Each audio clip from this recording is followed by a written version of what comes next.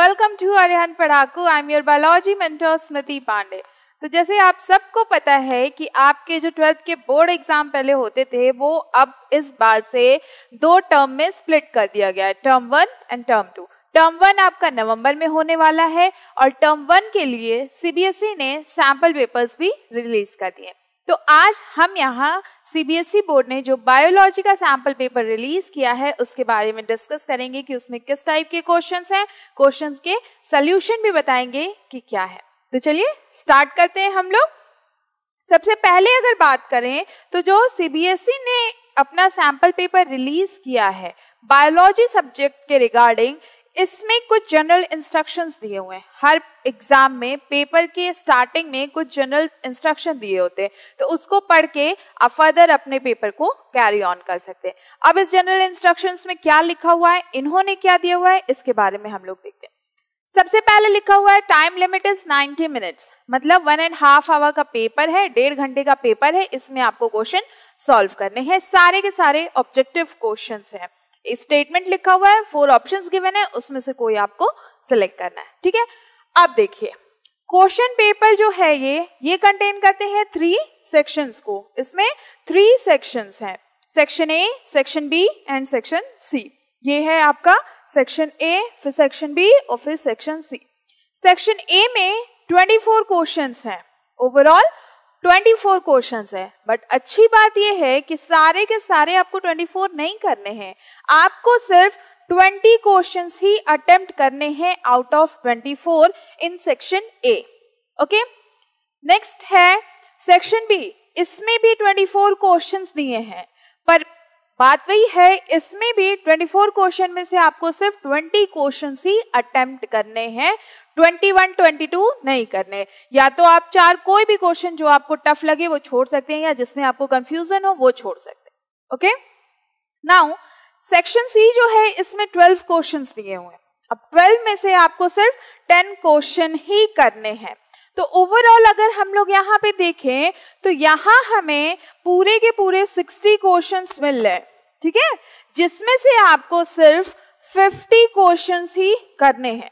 ये देखिए, ये आपका 24, 24 और 12, ये हो गया 60, और अटेम्प्ट कितने करने हैं, 20, 20 एंड 10, ये हो गया आपका 50। ठीक, तो 10 क्वेश्चन आप पूरे पेपर में से छोड़ सकते हैं, लेकिन सेक्शन अलग अलग है। ये ध्यान रखिएगा किस सेक्शन में कितने क्वेश्चन करने हैं। इसके बाद अगर आपने कोई क्वेश्चन कर दिया, एक्स्ट्रा में कर दिया कि चलो अगर मेरा कोई आंसर गलत होगा तो जो करेक्ट होगा उसको कंसिडर कर लिया जाएगा, तो ऐसा बिल्कुल नहीं होता। जो स्टार्टिंग के क्वेश्चन आपने अटेम्प्ट किए होंगे वही आपका कंसिडर किया जाएगा, उसी पे आपको मार्क्स दिए जाएंगे। ठीक, नेक्स्ट देखते हैं, नेक्स्ट क्या लिखा हुआ है, all question carry equal marks. जितने भी क्वेश्चन हैं सब इक्वल मार्क्स के। ओके, ना कोई ऐसा नहीं है कि कोई 1 नंबर का है, कोई 2 नंबर का है, कोई 3 नंबर का है, ऐसा कुछ भी नहीं है। सारे क्वेश्चन इक्वल मार्क्स के हैं। उसके बाद लिखा है there is no negative marking. वाह, ये तो बहुत ही अच्छी बात है कि कोई भी नेगेटिव मार्किंग ही नहीं है इसमें। तो आप मतलब कहने का ओवरऑल ये है कि आप पूरे के पूरे 50 क्वेश्चन करिएगा, हो सकता है कुछ गलत हो जाए तो उसमें आपका नेगेटिव मार्किंग नहीं होगा। ठीक, चलिए तो अब बात करें कि क्वेश्चन किस टाइप के हैं इसमें। तो क्वेश्चन इसमें आपको स्टेटमेंट दिया हुआ है, उसमें 4 ऑप्शंस दिए हुए हैं, वो है डायग्राम बेस्ड क्वेश्चन है, असर्शन रीजन क्वेश्चन है, केस स्टडी क्वेश्चन है। तो ये सारे टाइप के क्वेश्चन अरिहंत के वीडियो जो पब्लिश हो रहे हैं इस समय एमसीक्यू बेस्ड हर चैप्टर के, उसमें ये सारा आपको प्रोवाइड किया जा रहा है, तो आप उन वीडियो से रेफरेंस ले सकते हैं। ठीक है, ये तो हुई हमारे क्वेश्चन और इंस्ट्रक्शंस की बात। अब जरा देखें पेपर का क्या है। तो चलो भाई क्वेश्चन का पिटारा खोलते हैं और देखते हैं इसमें है क्या। ठीक है, तो सबसे पहले हमारा आता है सेक्शन ए। सेक्शन ए में आपको पता है 24 क्वेश्चंस दिए हुए हैं, है ना। पूरे ओवरऑल सेक्शन ए में 24 क्वेश्चंस हैं और इसमें से सिर्फ 20 क्वेश्चंस आपको करने हैं। Fine, the first attempted 20 question would be evaluated.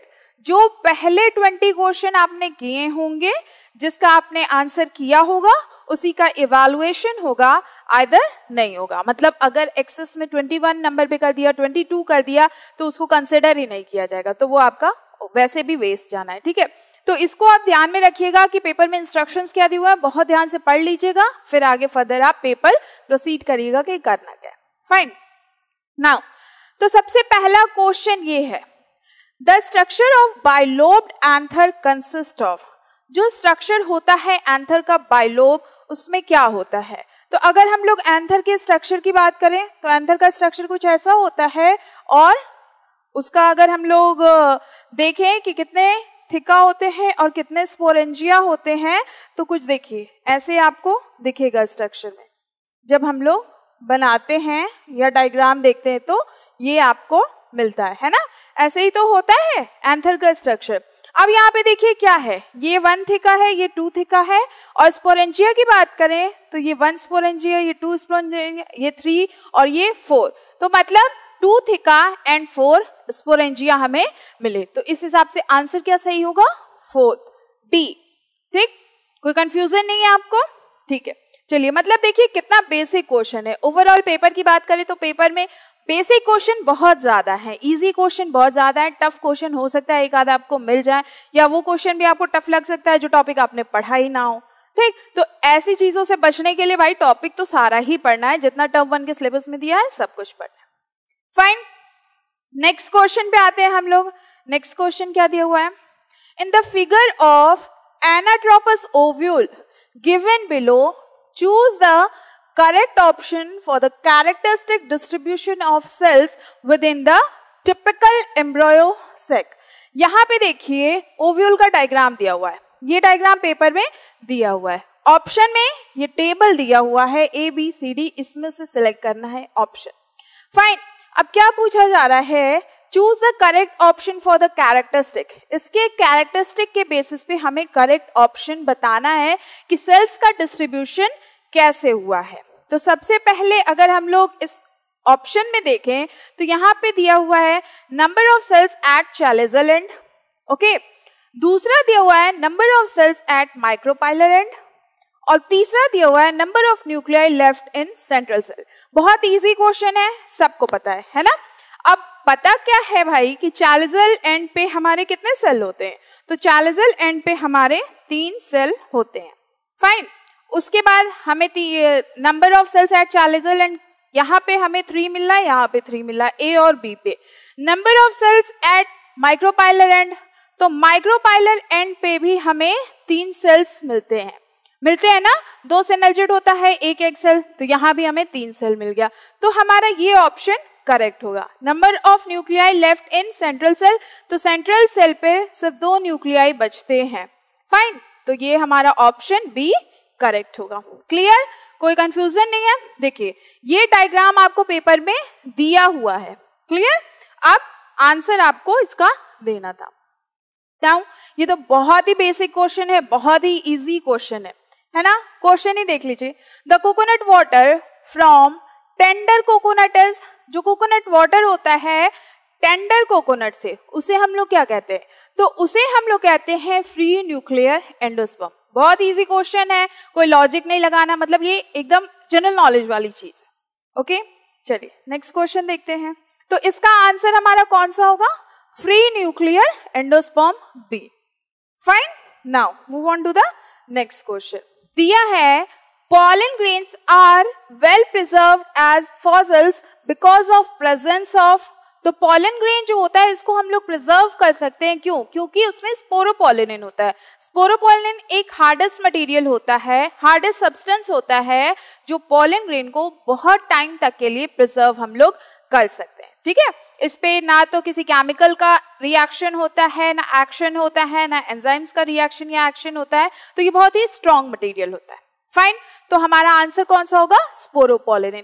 ये वाला क्वेश्चन जब हम लोग एक्सरसाइज कर रहे थे sexual reproduction of flowering plant में, तो ये क्वेश्चन हमने कराया था आपको। ठीक, चलिए नेक्स्ट देखते हैं हम लोग। सी, अब क्या पूछा जा रहा है? Which of the following statement are true related to seed X and seed Y.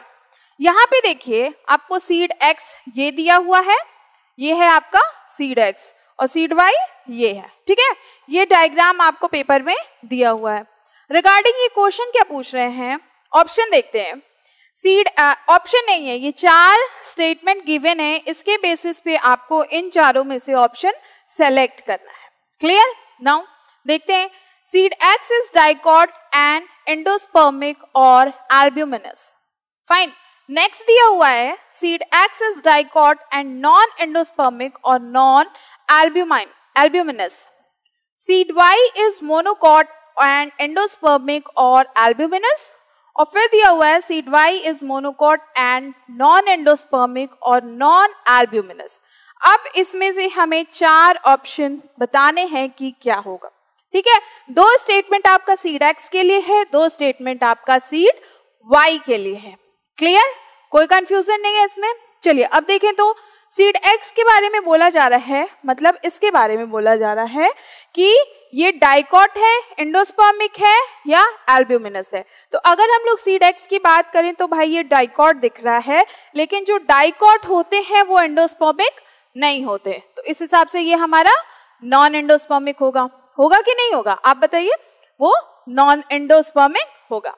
Fine, तो हमारा फर्स्ट ऑप्शन गलत हो गया, सेकंड हमारा ट्रू है। फाइन। सीड वाई के बारे में देखें, मतलब इस सीड के बारे में बात हो रही है। सीड वाई जो है इसके बारे में लिखा गया है ये मोनोकॉट एंड एंडोस्पर्मिक और एल्ब्यूमिनस, तो सही लिखा हुआ है। जो वाई सीड है ये मोनोकॉट है और एंडोस्पर्मिक। मोनोकॉट क्या होते हैं? एंडोस्पर्मिक होते हैं। फाइन, तो इस हिसाब से हमारा सेकंड और थर्ड सही लग रहा है। फोर्थ देखते हैं। Seed Y is monocot and non endospermic और नॉन एल्ब्यूमिनस। तो सीड वाई के बारे में कह रहे हैं ये मोनोकॉट है और नॉन एंडोस्पर्मिक है, पर ये तो एंडोस्पर्मिक है, तो इस हिसाब से हमारा ये स्टेटमेंट रॉन्ग हो गया। आंसर क्या मिला हमें? Second and third.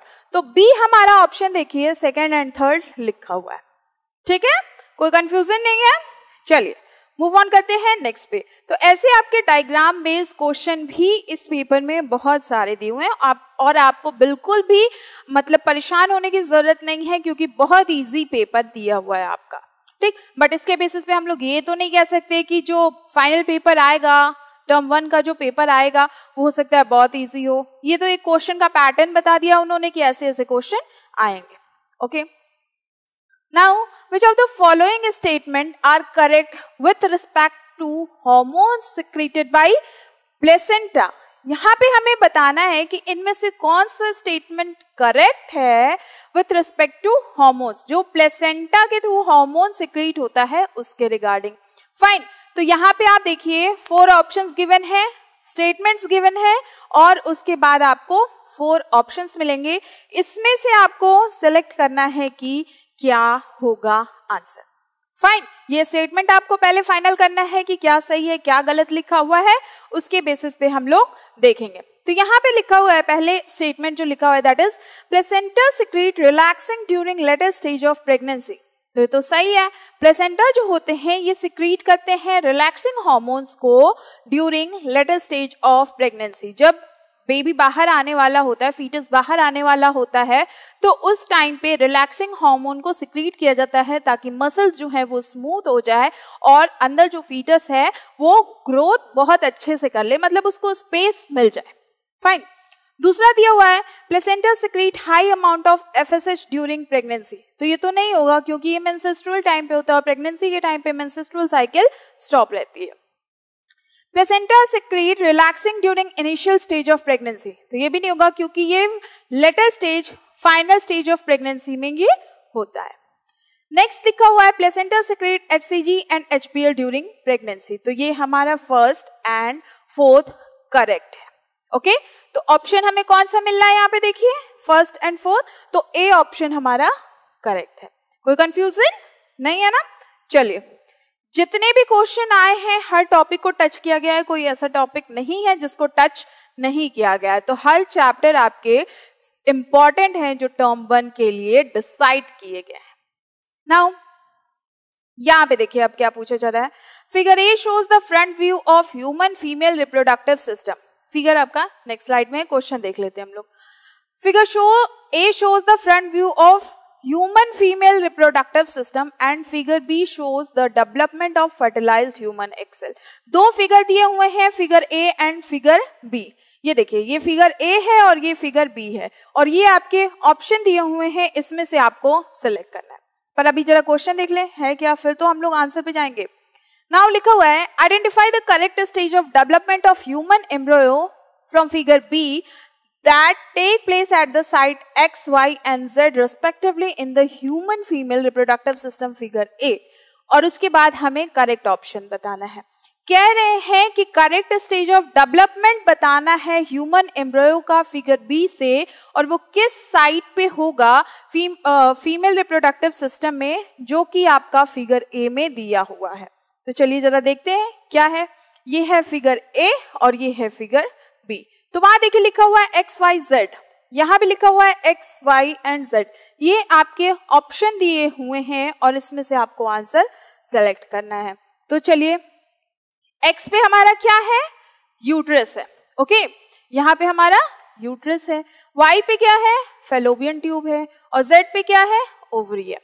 तो जेड पे अगर हम लोग बात करें तो ओवरी में क्या होते हैं, ओवरी में अनफर्टिलाइज्ड एग हमें मिलते हैं। फाइन, तो अगर हम लोग जेड पे देखें तो अनफर्टिलाइज्ड एग हमें यहाँ दिख रहा है ना। नाउ मूव करते हैं नेक्स्ट पे वाई पे। तो वाई हमारा कहाँ है, ये फैलोपियन ट्यूब। यहाँ पे देखिए लिखा है unfertilised egg oocyte, fertilised egg zygote, फिर यहाँ लिखा हुआ है मोरूला 3 to 4 days, यहाँ लिखा हुआ है ब्लास्टोसिस्ट 5 days। इसके बारे में हमें बताना है कि इसमें से जो अलग अलग स्टेजेस हैं ये यहाँ पे कहाँ परफॉर्म होंगी, किस साइड पे होंगी। ठीक, तो ओवरी के बारे में हमें पता चल गया, ओवरी क्या करती है, जेड साइड, जेड पे है और ये अनफर्टिलाइज्ड एग का फॉर्मेशन करती है। अब नाउ फर्टिलाइज्ड एग का फर्टिलाइजेशन कहाँ होता है, एग का फर्टिलाइजेशन फैलोपियन ट्यूब में होता है। तो फर्टिलाइज्ड एग हमें यहाँ पे मिलेगा वाई पे, वाई पे क्या है, फैलोपियन ट्यूब। उसके बाद अगर बात करें यूट्रस में, तो यूट्रस में जब फर्टिलाइज हो जाता है तो ब्लास्टोसिस्ट जो होता है ये ट्रांसफर हो जाता है यूट्रस में। ठीक, तो ये हमें यहाँ पे ब्लास्टोसिस्ट मिलेगा, है ना। कितना इजी, देखिए ये इसमें लिखा हुआ था रिस्पेक्टिवली बताना है, मतलब जिस अकॉर्डिंग क्वेश्चन लिखा हुआ है उसी अकॉर्डिंग आपको बताना है, पर क्वेश्चन बहुत इजी है, बहुत इजी है ना। चलिए नेक्स्ट क्वेश्चन देखें हम लोग। Penetration of the sperm in the ovum is followed by, अगर पेनिट्रेशन होता है स्पर्म का इन द ओवम में तो वो किसके थ्रू फॉलो किया जाता है, तो ये किसके थ्रू फॉलो होता है, that is by the completion of meiosis second. जब मियोसिस सेकेंड कंप्लीट हो जाता है तभी होता है, ओके। डिसोल्यूशन ऑफ जोना पैलिसोडा लिखा है तो भाई जब एंट्री करता है तब होता है, एंट्री करने के बाद नहीं होता, मतलब पेनिट्रेशन जो होता है उसके बाद, फॉलोड बाय लिखा है ना, तो इस चीज पे आप ध्यान दीजिएगा, वर्ड्स क्या लिखे हुए हैं इस चीज पे बहुत ध्यान दीजिएगा। तो यहाँ पे हमारा ऑप्शन बी करेक्ट है, okay. Now move to the next question. The correct sequence of hormone secretion from beginning of menstruation is, यहाँ पे हार्मोन्स का सीक्वेंस बताना है और ये भी बहुत इजी क्वेश्चन है, ठीक है। तो सबसे पहले क्या होता है, फॉलिक्यूलर फेज होता है, ठीक है, इसमें से क्या रिलीज होता है, फॉलिकल स्टिमुलेटिंग हार्मोन। उसके बाद क्या होता है, उसके बाद होता है ओवल्यूटरी फेज, फाइन, इसमें क्या होता है, एस्ट्रोजन मिलता है, ओके। और उसके बाद हमें क्या मिलता है, उसके बाद कौन सा फेज आता है, मेंस्ट्रुअल फेज। मेंस्ट्रुअल फेज में हमें क्या मिलेगा, प्रोजेस्टेरॉन, फाइन। तो इस हिसाब से आप देखिए, सबसे पहले फॉलिकल स्टिमुलेटिंग हार्मोन, एस्ट्रोजन और प्रोजेस्टेरॉन। तो करेक्ट ऑप्शन कौन सा होगा, so the right answer is C, FSH, oestrogen and progesterone. Clear है, कोई कंफ्यूजन नहीं है। चलिए नेक्स्ट क्वेश्चन देखते हैं हम लोग। आप देखिए ये भी डायग्राम बेस्ड क्वेश्चन है, ये डायग्राम आपका दिया हुआ है और ये आपके ऑप्शंस दिए हुए हैं, डायग्राम देख लीजिए आप। क्वेश्चन पूछा जा रहा है, in the dioecious aquatic plant, एक एक्वेटिक प्लांट दिया हुआ है, shown identify the characteristic of male flower that reach the female flowers for pollination। इसमें से हमें कैरेक्टरिस्टिक बताना है मेल फ्लावर का ताकि वो फीमेल फ्लावर तक पहुंच के पॉलिनेशन कर सके, ओके। तो यहां आप देखिए ये है आपके मेल फ्लावर और ये है आपके फीमेल फ्लावर, फाइन। अब देखिए क्या होगा, यहाँ पे ऑप्शन दिए हुए हैं, यहाँ पे साइज ऑफ द फ्लावर पहले में दिया हुआ है, फ्लावर का साइज क्या होगा, स्मॉल है, लार्ज है, इसके बारे में बताना है। कलर ऑफ फ्लावर क्या है उसके बारे में बताना है। इसके बाद characteristic feature of pollen grain, characteristic feature क्या है पॉलन ग्रेन का। तो अगर हम लोग एक्वाटिक प्लांट की बात करें तो वहां पे देखिए, एक तो फ्लावर वहां पे छोटे होते हैं, मेल फ्लावर क्या होते हैं, छोटे होते हैं। तो पहले यहाँ पे हम लोग देखते हैं, यहाँ लिखा है स्मॉल और ये लिखा है स्मॉल, तो इस हिसाब से हमारा ऑप्शन कौन सा होगा, ऑप्शन इज या तो ए होगा या सी होगा। इसके बाद देखते हैं हम लोग, लिखा हुआ है कलर ऑफ फ्लावर, फ्लावर का कलर क्या होगा, ब्राइटली कलर्ड, कलरलेस, व्हाइट या कलरलेस। तो ब्राइटली कलर्ड तो नहीं होगा। ब्राइटली कलर्ड क्यों नहीं होगा, क्योंकि ये इंसेक्ट्स को अट्रैक्ट करता है पॉलिनेशन के लिए, बट यहाँ पॉलिनेशन किसके थ्रू हो रहा है, ये एक एक्वाटिक प्लांट है उसके थ्रू हो रहा है, ठीक है। दूसरी बात करें तो ये हमारा ऑप्शन गलत हो गया, मतलब ए हमारा गलत हो गया है। कैरेक्टरिस्टिक फीचर बात करें तो ये तो स्मॉल है, आप डायग्राम में देखिए स्मॉल स्मॉल फ्लावर्स यहाँ पे दिख रहे हैं, तो स्मॉल है, कवर्ड है विद म्यूसिलेज। म्यूसिलेज एक जेली लाइक सब्सटेंस होता है जो पॉलिनेशन में हेल्प करता है। फाइन, तो इस हिसाब से हमारा ऑप्शन सी करेक्ट है। क्लियर, चलिए देखते हैं नेक्स्ट क्वेश्चन। देखिए कितने इजी क्वेश्चंस हैं, बहुत कॉम्प्लिकेटेड नहीं है, बहुत ट्रिकी नहीं है, बहुत इजी, इजी कहेंगे इसको कि ये क्वेश्चंस बहुत ही इजी है। Now the thalamus contribute to the fruit formation in, अरे भाई इतना इजी क्वेश्चन आएगा, ये तो सोचा नहीं था। तो अगर थैलमस की बात करें तो ये क्या करते हैं, ये फॉल्स फ्रूट कंटेन करते हैं, true fruit, false fruit, false fruit होते हैं, और फॉल्स फ्रूट इसमें से कौन सा है, तो फॉल्स फ्रूट आपका है स्ट्रॉबेरी। क्लियर, चलिए नेक्स्ट देखते हैं हम लोग। How many type of gamete would be produced if the genotype of a parent is AABB? Fine, अब इसमें बता रहे हैं कि कितने गैमेट प्रोड्यूस होंगे, तो ये तो बहुत ही सिंपल क्वेश्चन है। कितने गैमेट हैं, यहाँ पे लिखा है AABB, तो गैमेट हमारे कितने बनेंगे, एक AB बनेगा, एक ये बनेगा, ठीक है। तो ये 1, ये 1, हमारे कितने गैमेट हो गए, 2 हो गए ना। चलिए नेक्स्ट देखें, इजी क्वेश्चन था ये भी। Which of the following statement indicate parallelism in genes and chromosome? Parallelism gene और क्रोमोसोम के बारे में आपको बताना है कि इनमें से कौन सा स्टेटमेंट करेक्ट है। फाइन, चलिए तो हम देखते हैं। सबसे पहले लिखा हुआ है दे अकर इन पेयर, तो भाई ये पेयर में होते हैं, जो भी जीन है या क्रोमोसोम्स होते हैं ये पेयर में ही पाए जाते हैं। फाइन, इसके बाद लिखा हुआ है दे सेग्रीगेट ड्यूरिंग गैमेट फॉर्मेशन, ठीक बात है भाई, ये सेग्रीगेट होते हैं जब गैमेट का फॉर्मेशन होता है तब।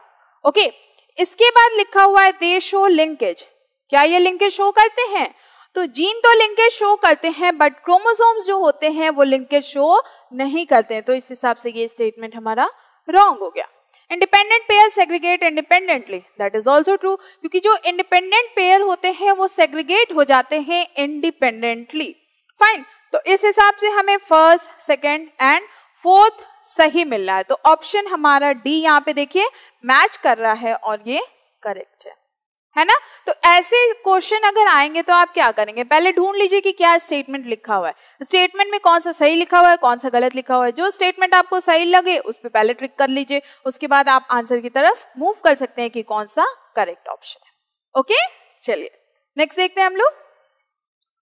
अब देखिए, Which of the following amino acid substitution is responsible for causing sickle cell anemia? तो ये तो डायरेक्ट क्वेश्चन दिया हुआ है, ये बेटा जितने भी क्वेश्चन दिए हुए हैं सारे एनसीईआरटी से ही पुटअप किए गए हैं, कोई भी इधर उधर से क्वेश्चन नहीं है। तो एनसीईआरटी बहुत अच्छे से पढ़िए, ऑब्जेक्टिव क्वेश्चन की बहुत प्रैक्टिस करिए, उसके लिए आर्यन ने एमसीक्यू बुक लॉन्च कर दिया है आप लोगों के लिए, तो आपको उससे बहुत हेल्प मिलेगी।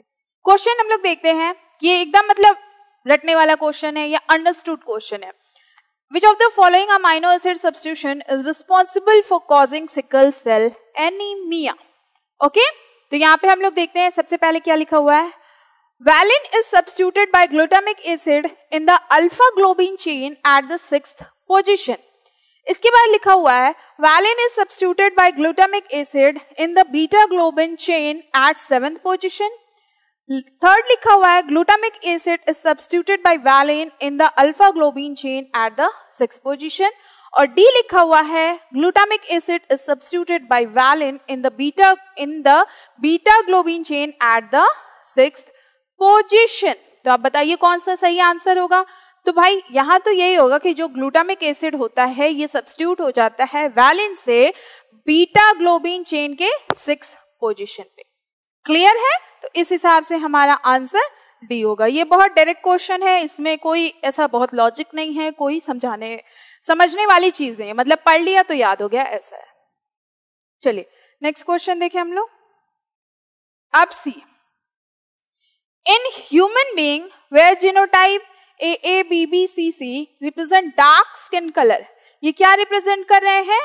ये जो हमारे AABB और CC हैं, तो ये हमारे डार्क स्किन कलर को रिप्रेजेंट कर रहे हैं। फाइन, अब देखिए आगे क्या लिखते हैं। आगे इन्होंने लिखा है AABBCC represent small AA, small BB, small CC represent light skin colour, मतलब कि ये लिखा हुआ है लाइट स्किन कलर। अब लिखा हुआ है कि अगर ये कॉम्बिनेशन दे दिया जाए तो क्या होगा? रिप्रेजेंट इंटरमीडिएट स्किन कलर, ये हमें इंटरमीडिएट स्किन कलर शो कर रहे हैं। The pattern of genetic inheritance can be termed as, इनमें से ऐसा कौन सा पैटर्न है जेनेटिक इनहेरिटेंस का, इसको हम लोग क्या कहेंगे? ये कौन सा पैटर्न शो कर रहा है? तो भाई यहाँ पे देखिए आपके 4 ऑप्शन दिए हुए हैं। यहाँ 4 ऑप्शंस में से सबसे पहले अगर हम लोग बात करें तो ये हमारे कैसे दिखा रहे हैं? ये पॉलीजेनिक शो कर रहे हैं। पॉलीजेनिक क्या होता है? सेम कैरेक्टर होते हैं जो एक्सप्रेस होते हैं बिकॉज ऑफ मल्टीपल जीन्स। तो यहाँ पे मल्टीपल जीन्स दिख रहे हैं आपको, ये देखिए मल्टीपल जीन्स ही तो है, सब में अलग अलग जीन्स इन्वॉल्व है, तो ये हमारा पॉलीजेनिक हो गया। दूसरी बात करें क्वांटिटेटिव इनहेरिटेंस, अगर हम लोग पॉलीजेनिक पे जाते हैं तो यहाँ क्वालिटेटिव लिखा हुआ है, यहाँ क्वांटिटेटिव लिखा हुआ है। क्वालिटी मतलब कि वो ये कह रहे हैं कि वो क्वालिटी कैसी है, तो इट डजंट मैटर ना। क्वांटिटी की बात करें तो जो हमारे स्किन का कलर होता है, मेलानिन होता है, ये क्वांटिटी बेस्ड होता है, क्वांटिटी इनहेरिटेंस होता है। क्लियर है? तो इस हिसाब से हमारा आंसर डी करेक्ट होगा, पॉलीजेनिक एंड क्वांटिटेटिव इनहेरिटेंस। ठीक, चलिए थोड़ा सा लॉजिकल क्वेश्चन था, मतलब कि थोड़ा समझने वाला। ये एकदम डायरेक्ट क्वेश्चन है, बहुत इजी क्वेश्चन है, इसके बारे में तो कुछ सोचना ही नहीं है। लिखा क्या हुआ है? Which of the following combination of chromosome number represent the correct sex determination pattern in honey bee. Honey bee में करेक्ट सेक्स पैटर्न क्या होता है मेल और फीमेल के बीच में? ठीक है, तो यहाँ पे आप देखिए जो हनी बी में मेल होते हैं इनमें ये क्या होते हैं? ये हमारे हैप्लॉइड होते हैं, और जो फीमेल होती हैं ये डिप्लॉइड होती हैं। तो ये हमें क्या मिलेंगी? ये हमें मिलेंगी, अगर मेल 16 है तो ये हमें 32 मिलेगी। ये हैप्लॉइड है, ये डिप्लॉइड है। फाइन, तो इस हिसाब से हमारा आंसर कौन सा करेक्ट होगा? That is B, male 16 and female 32। Clear है? चलिए नेक्स्ट देखते हैं हम लोग। नेक्स्ट क्वेश्चन क्या है? तो बड़े इजी क्वेश्चन है, करने में बड़ा मजा आ रहा है। अब आगे देखते हैं क्या होता है। सी, क्वेश्चन क्या है? यहाँ पे देखिए एक डिजीज के बारे में पूछा है, 2 डिजीज के बारे में पूछा है, 2 पर्सन है, 2 डिजीज के बारे में पूछा जा रहा है। क्या लिखा हुआ है? Rajesh and Mahesh have defective haemoglobin due to genetic disorder. Rajesh और महेश को डिफेक्टिव जेनेटिक डिसऑर्डर है। Rajesh has too few globin molecule while Mahesh has incorrectly functioning globin molecule. Identified the disorder they are suffering from. तो राजेश जो है इनमें बहुत few globin molecule हैं, बहुत कम हीमोग्लोबिन के मॉलिक्यूल्स कब होते हैं? जब थैलेसीमिया होते हैं। थैलेसीमिया में जो हीमोग्लोबिन का प्रोडक्शन होता है ये लगभग बंद हो जाता है, बहुत लिटिल बिट होता है। ओके, तो इनको क्या है? इनको है थैलेसीमिया। अच्छा, अगर बात करें दूसरे की, महेश की, तो इनको है फंक्शनिंग ग्लोबिन मॉलिक्यूल।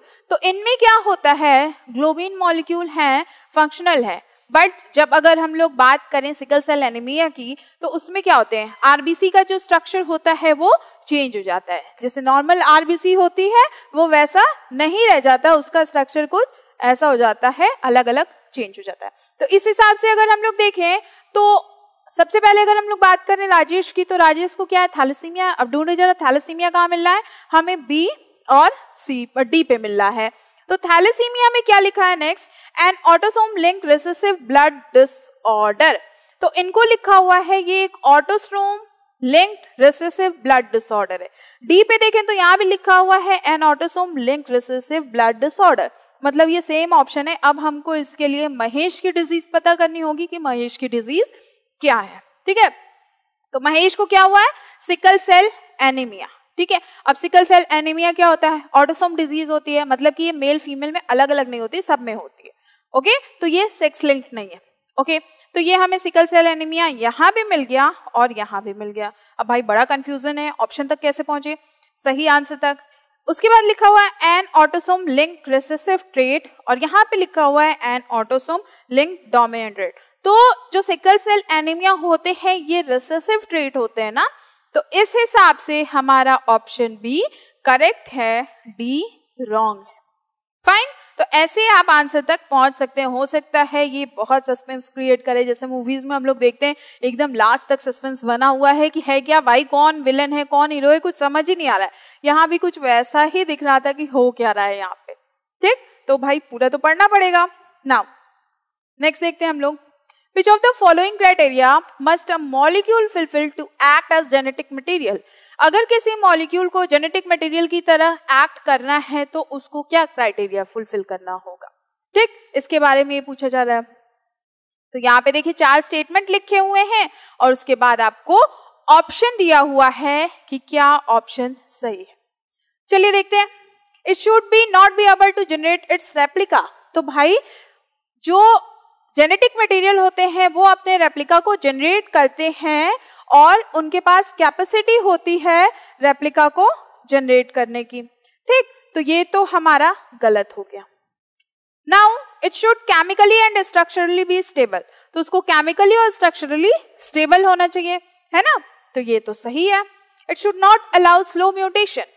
वो स्लो म्यूटेशन को अलाउ करता है तभी तो चेंजेस हमें दिखते हैं, एक जनरेशन से दूसरे जनरेशन में चेंजेस दिखते हैं। So that is also wrong.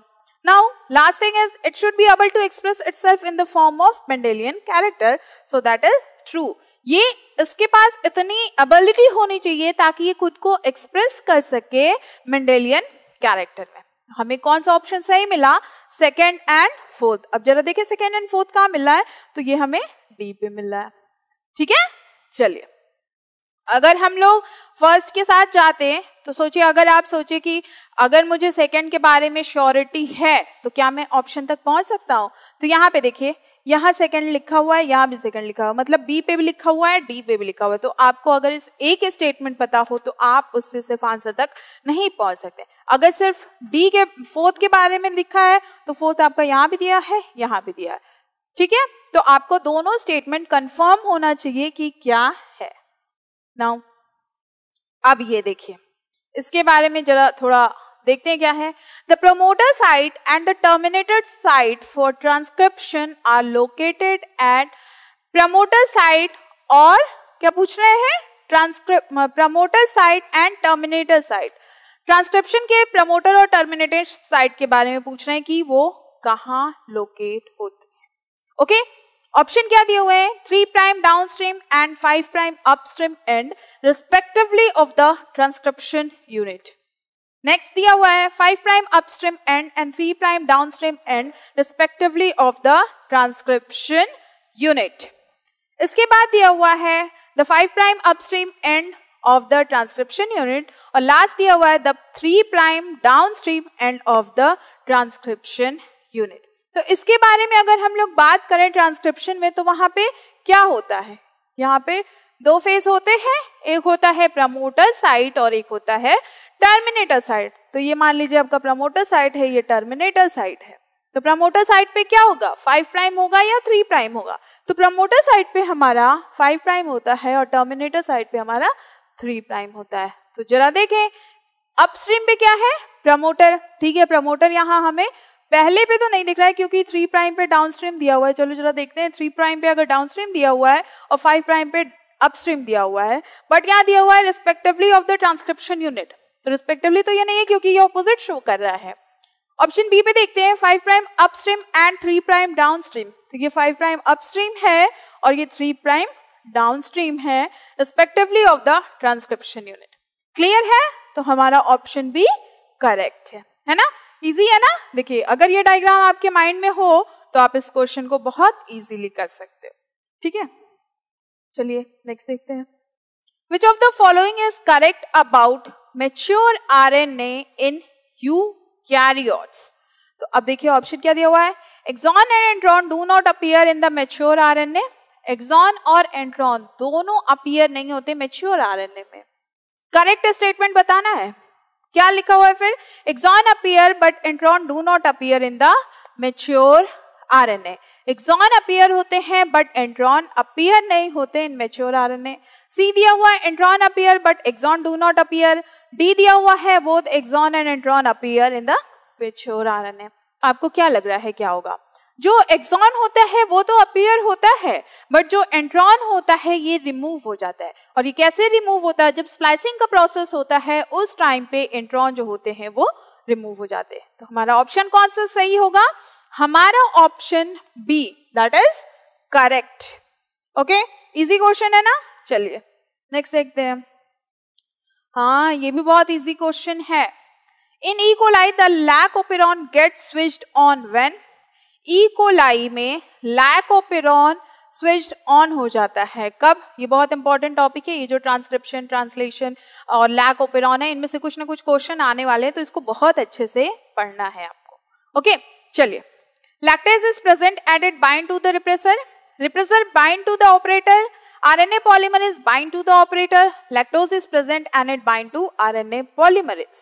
तो ई कोलाई में जब लैकोपेरॉन स्विच्ड ऑन होते हैं तो लैक्टोज वहां प्रेजेंट हो जाता है और वो बाइंड हो जाता है रिप्रेसर से, ताकि वो ओपेरॉन को एक्टिवेट कर सके.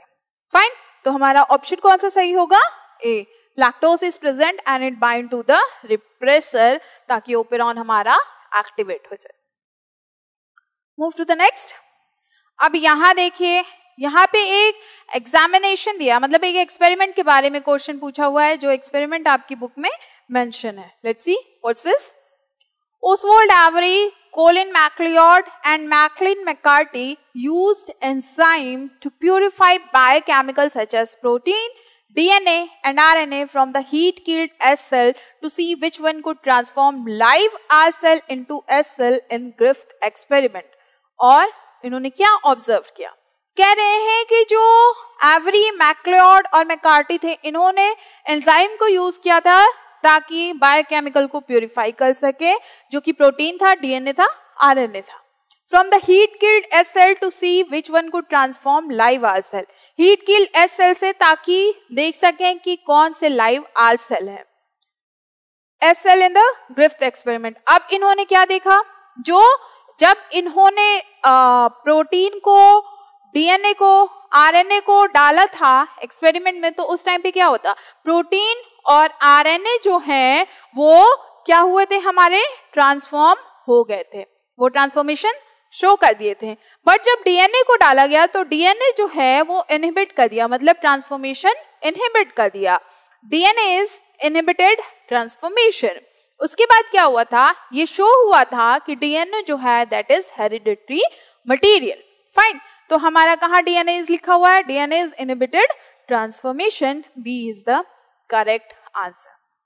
ठीक है, ये तो मतलब ऐसा क्वेश्चन है कि भाई मतलब क्या ही कहे, एक बार आपने कोई एक्सपेरिमेंट पढ़ लिया उसके बारे में आपको पता चल गया. बहुत इजी टाइप का क्वेश्चन है, यही कह सकते हैं हम लोग. चलिए नेक्स्ट क्वेश्चन देखते हैं हम लोग. अब देखिए, ये भी आपका डायग्राम बेस्ड क्वेश्चन है. ये डायग्राम दिया हुआ है और ये आपके ऑप्शन दिए हुए हैं. What's the question is, AUG on the mRNA will result in the activation of which of the following RNA having correct combination of amino acid. ये पूछा जा रहा है यहाँ पे. तो यहाँ हमारा पूछा जा रहा है साइट A और साइट B के बारे में कि क्या होगा. अब साइट A के बारे में देखें तो साइट A हमारा क्या है? साइट A पे भाई मेथियोनिन है. ओके, तो मेथियोनिन हमें कहाँ मिल रहा है? B और C पे. फाइन, अब नेक्स्ट देखते हैं कि नेक्स्ट हमारा ये पूछ रहा है AUG का कोड क्या है. तो AUG का कोड क्या होता है? AUG, ये आपका साइट A है और ये B है. यहाँ तो पता चल गया भाई मेथियोनिन है. दूसरी बात करें AUG की, तो A की जगह पे U यूज कर सकते हैं, U की जगह पे A और G की जगह पे C। तो हमारा ऑप्शन कौन सा करेक्ट होगा? B, methionine and USC। बहुत इजी क्वेश्चन है, कोई भी कॉम्प्लिकेशन नहीं है, एकदम डायरेक्ट ही क्वेश्चन यहाँ पे पूछा गया। फाइन, चलिए नेक्स्ट देखते हैं। अब देखिए ये भी मतलब बहुत इजी क्वेश्चन है, क्या कहें कि CBSE ने मतलब कैसा ही क्वेश्चन बना दिया भाई, बहुत ही इजी क्वेश्चन बनाया है। Let's see, short stretches of DNA used to identify complementary sequence in a sample are called short stretches of DNA जो है इनको यूज किया गया है आइडेंटिफाई कॉम्प्लीमेंट्री सीक्वेंस के लिए, इसको हम लोग क्या कहते हैं? तो इसे हम लोग क्या कहते हैं? That is known as probes. Fine, इसमें तो कुछ सोचना ही नहीं, आंख बंद करके टिक करने वाला ये क्वेश्चन है, तो ये हमारा हो गया प्रोब्स। क्लियर है, कोई कंफ्यूजन नहीं है। अब यहाँ देखिए आपके सेक्शन ए में कितने क्वेश्चन थे? 24 क्वेश्चन थे। 24 क्वेश्चन आपके स्टार्टिंग के हो गए, इसमें से हमें 20 ही करना था बट हमने पूरा 24 कर दिया। अब भाई हम तो आपको सोल्यूशन बता रहे हैं इसलिए हम कर रहे हैं, पर आपको सिर्फ 20 ही क्वेश्चंस करने हैं, not more than that. Fine, तो यहाँ आपका सेक्शन ए फिनिश हो गया है। अब हम लोग मूव करते हैं सेक्शन बी की तरफ। सेक्शन बी में भी कुछ इंस्ट्रक्शंस लिखे हुए हैं versus, let's see. Section B consist of 24 question, serial number 25 to 48। Section B में भी 24 क्वेश्चन है। चलो भाई ठीक है, 24 क्वेश्चन आपने दिया है, हम देखते हैं 25 to 48 तक। Attempt any 20 question from this section. सिर्फ 20 क्वेश्चन ही करने हैं, इसमें से भी 20 कर चुके हैं, अब इस सेक्शन में 20 करने हैं। The first attempted 20 question would be evaluated. जो पहले 20 क्वेश्चन आप अटेम्प्ट करेंगे उसी का ही इवैल्यूएशन होगा, आइदर नहीं होगा उसके बाद।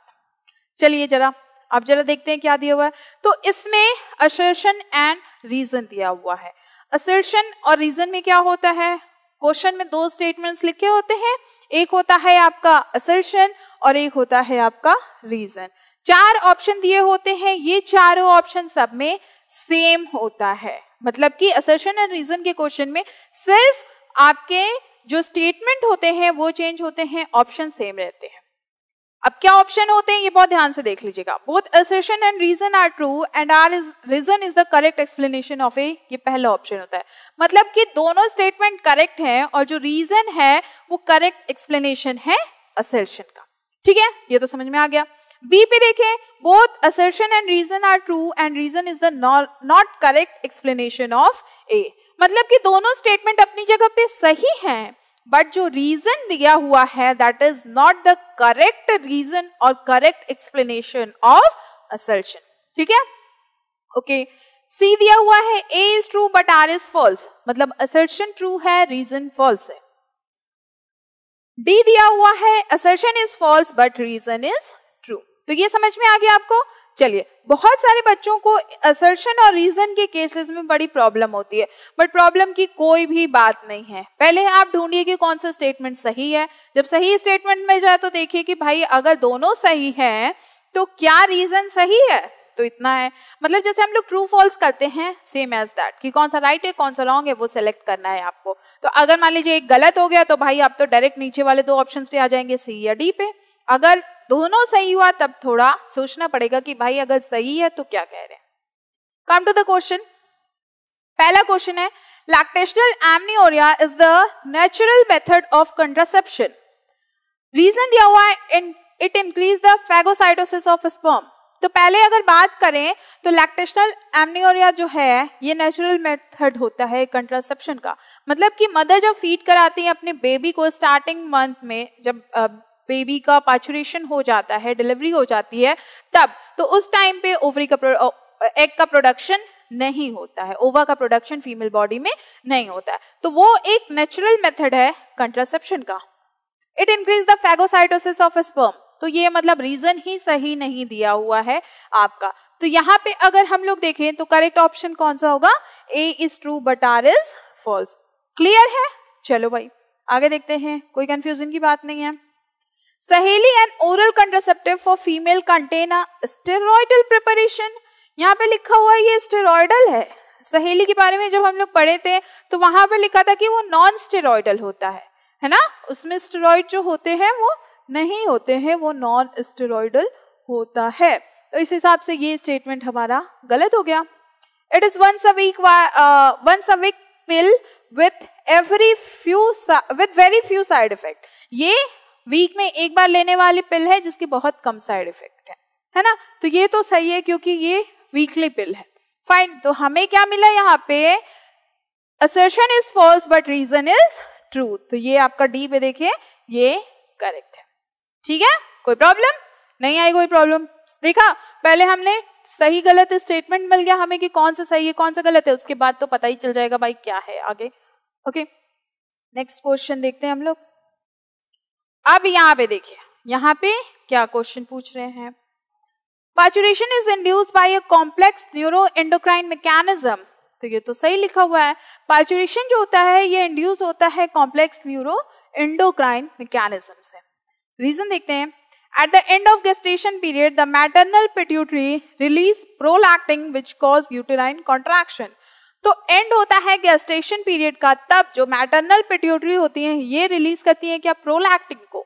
नहीं, वो प्रोलैक्टिन को नहीं रिलीज करती है, दे रिलीज ऑक्सीटोसिन। ठीक है, which cause uterine contraction। तो ये स्टेटमेंट हमारा गलत हो गया है। अब यहाँ पे हमें क्या मिलेगा, कौन सा ऑप्शन सही होगा? That is A is true but R is false। तो ये देखिए ट्रू फॉल्स हमें मिल गया है ना। देखा, डायरेक्ट डायरेक्ट ट्रू है, डायरेक्ट डायरेक्ट फॉल्स है। चल नेक्स्ट सी, क्या दिया हुआ है, when two genes in a dihybrid cross are situated on the same chromosome, the proportion of parental gene combination is much higher than non-parental type। और reason दिया हुआ है, higher parental gene combination can be attributed to crossing over between two genes. अब यहाँ पे देखिए, यहाँ जो असर्शन है ये ट्रू है। क्या है, जब दो जीन्स जो होते हैं डाइहाइब्रिड क्रॉस में ये सिचुएटेड होते हैं सेम क्रोमोसोम पे, तो जो प्रपोर्शन होता है पैरेंटल जीन का कॉम्बिनेशन का वो मच हायर होता है देन नॉन पैरेंटल। तो भाई ये तो सही बात है, जब पैरेंटल जीन का कॉम्बिनेशन क्या होता है, हायर होता है from non parental. Now higher parental gene combination can be attributed to crossing over between two genes. अब इसका मतलब ये थोड़ी है कि हायर पैरेंटल जीन होंगे तो उनका कॉम्बिनेशन जो होगा वो एट्रीब्यूट कर देता है crossing over between two genes. तो ये तो स्टेटमेंट पूरा ही गलत है। तो यहाँ हमें क्या मिला, assertion is true but reason is false. यहाँ हमें सी मिला। ठीक, चलिए नेक्स्ट क्वेश्चन देखते हैं। ये भी बहुत इजी क्वेश्चन है तो डायग्राम बेस्ड। अब डायग्राम देख के आप घबराइएगा नहीं, पहले बहुत आराम से क्वेश्चन को पढ़ लीजिएगा, ठीक है, वरना डायग्राम देख के क्वेश्चन बहुत हड़बड़ी में आप लोग गड़बड़ भी कर सकते हो। तो इसलिए पहले से बता रहे हैं, थोड़ा पेशेंस रखिएगा, देखिएगा डायग्राम क्या है, क्वेश्चन क्या है, उसके बाद आंसर पे टिक करिए। फाइन, अब ऐसा तो नहीं कि डायग्राम देके छोड़ ही दिया क्वेश्चन की नहीं ये तो हम कर ही नहीं पाएंगे। तो हो सकता है भाई क्वेश्चन बहुत ही इजी हो, डायग्राम आपको बस ऐसे ही दे दिया गया हो। सी, concentration of which of the following substance will decrease in maternal blood as it flow from embryo to placenta through the umbilical cord। बहुत इजी क्वेश्चन है, अगर डायग्राम ना भी रहे तो आप इसको कर सकते हो, बट डायग्राम आपके दिया हुआ है। क्या कह रहे हैं कि जो कंसंट्रेशन होता है फॉलोइंग सब्सटेंस का, ये आपको सब्सटेंस दिए हुए हैं 1 2 3 4 जो कि डिक्रीज होते हैं मैटरनल ब्लड में जैसे वो फ्लो करते हैं from embryo to placenta through the umbilical cord.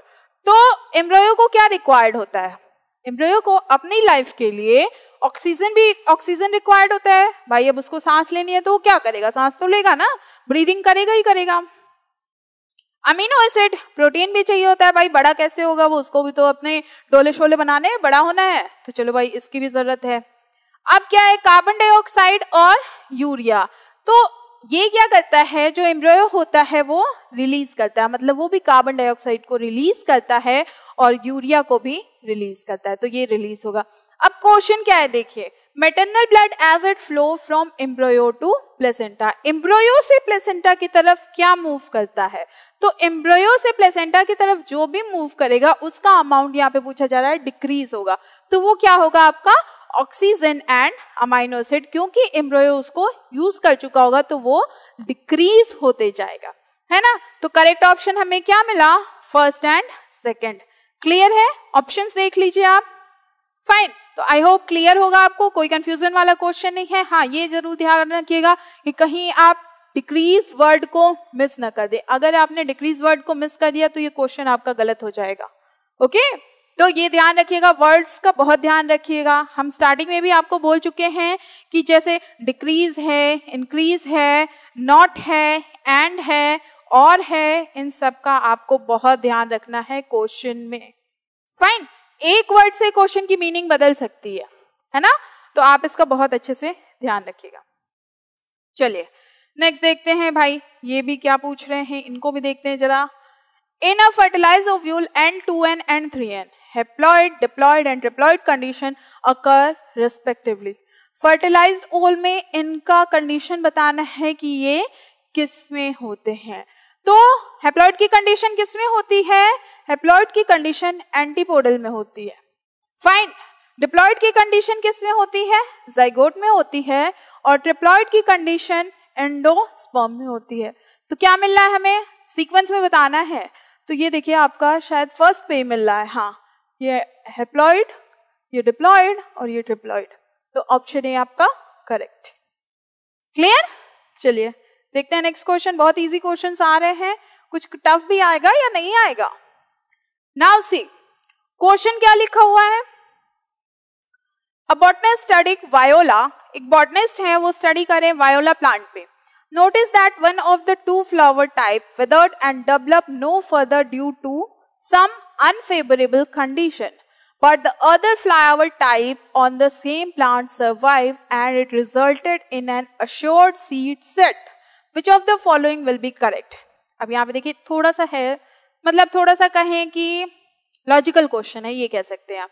Related to ये क्वेश्चन किससे है? ये क्वेश्चन है आपका पॉलिनेशन से। That question is from pollination. Okay, चलिए क्या कह रहे हैं ये, one of the two flower type withered and developed no further due to some unfavorable condition. कुछ ऐसी कंडीशन उस फ्लावर के सामने आई कि वो डेवलप ही नहीं कर पाया, वो गिर गया अपने प्लांट से। But the other flower type on the same plant survived and it resulted in assured seed set. But जो दूसरा फ्लावर है सेम प्लांट का, वो सरवाइव कर गया और उसने एक सीड का सेट बना लिया। Which of the following will be correct? अब इसमें से कौन सा करेक्ट है हमको ये बताना है। कह रहे हैं the flower type which survived is clastogamous and it always show autogamy. तो भाई सही बोल रहे हैं, ये जो फ्लावर है जिसने सीड सेट को बनाया है वो क्लास्टोगैमस है। अब क्लास्टोगैमस मतलब क्या होता है? क्लास्टोगैमस का मतलब होता है सेल्फ पॉलिनेशन, मतलब कि वो फ्लावर जो है वो पैक्ड है, उसमें सेल्फ पॉलिनेशन हो रहा है, क्रॉस पॉलिनेशन नहीं हो रहा है। तो अगर ये फ्लावर के पास भी अगर कुछ अनफेवरेबल कंडीशंस आई है और उसने अगर गिर गया, मान लीजिए प्लांट से गिर गया है या कहीं फ्लो ऑफ कर गया है, तो वो खुद से पॉलिनेशन करके सीड का फॉर्मेशन कर लेगा। ओके, दूसरा कह रहे हैं कैस्मोगैमस एंड इट ऑलवेज शो गाइटेनोगैमी। तो कैस्मोगैमस क्या है? कैस्मोगैमस वो फ्लावर होते हैं जो ओपन होते हैं। फाइन, अब ये क्या कहते हैं, ओपन फ्लावर है तो इनको क्रॉस पॉलिनेशन की रिक्वायरमेंट होती है। अब क्रॉस पॉलिनेशन कब होगा? या तो मेल फ्लावर है या फीमेल फ्लावर है, यहाँ पे अलग अलग होंगे। तो अब जब एक है ही नहीं, जब ये प्लांट का फ्लावर कुछ अनफेवरेबल कंडीशन इसके साथ हो गई है, तो ये कैसे सरवाइव कर पाएगा? नहीं कर पाएगा ना, मतलब कि इसने पॉलिनेशन को किया ही नहीं। तो ये हमारा ए ऑप्शन सही है। ठीक है, क्लियर, कोई कंफ्यूजन नहीं है।